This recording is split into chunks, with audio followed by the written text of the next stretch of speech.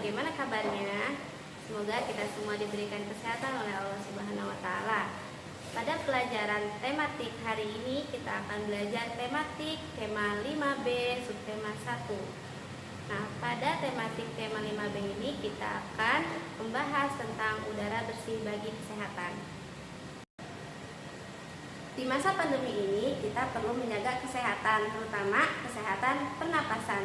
Bernapas adalah salah satu ciri makhluk hidup.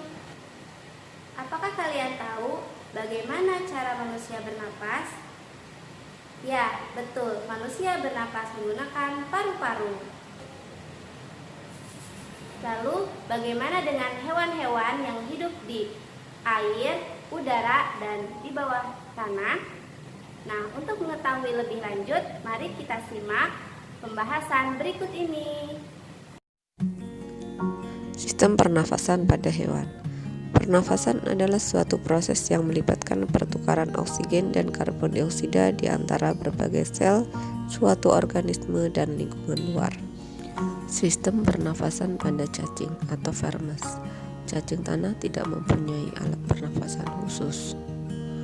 Oksigen yang diperlukan oleh cacing tanah masuk melalui seluruh permukaan tubuh. Begitu juga dengan pengeluaran karbon dioksida juga melalui permukaan tubuh. Yang kedua yaitu sistem pernafasan pada serangga atau insekta.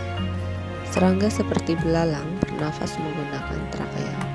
Trakea adalah pembuluh halus yang bercabang dan terdapat di seluruh bagian tubuh serangga.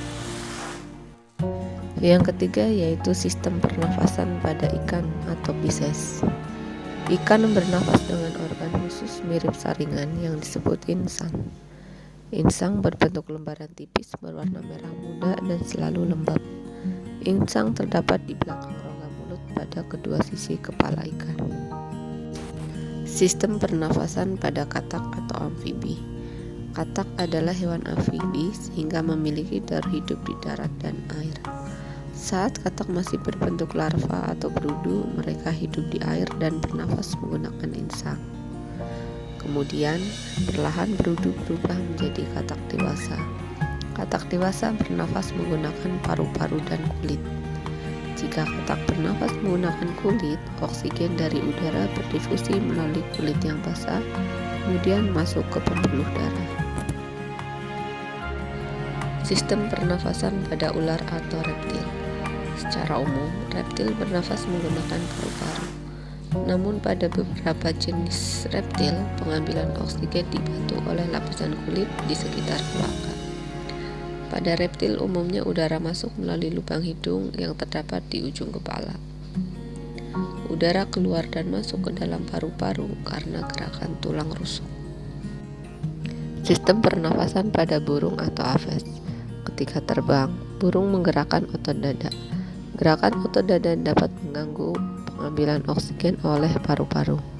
Oleh karena itu, selain bernafas menggunakan paru-paru, burung mempunyai alat bantu pernafasan yang dinamakan dengan kantong udara. Sistem pernafasan pada paus. Hewan mamalia merupakan kelompok hewan menyusui. Mamalia bernafas menggunakan paru-paru. Mamalia air seperti paus dan lumba-lumba juga bernafas menggunakan paru-paru. Baiklah anak-anak, tadi kita telah menyimak pembahasan tentang pernafasan pada hewan.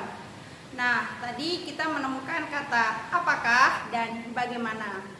Itu merupakan kunci dari kata tanya. Siapa yang masih ingat kunci kata tanya? Nah, kunci kata tanya biasanya kita kenal dengan adik Simba. A adalah apakah, di mana, dan K kapan, si siapa, M mengapa, dan ba bagaimana atau berapa.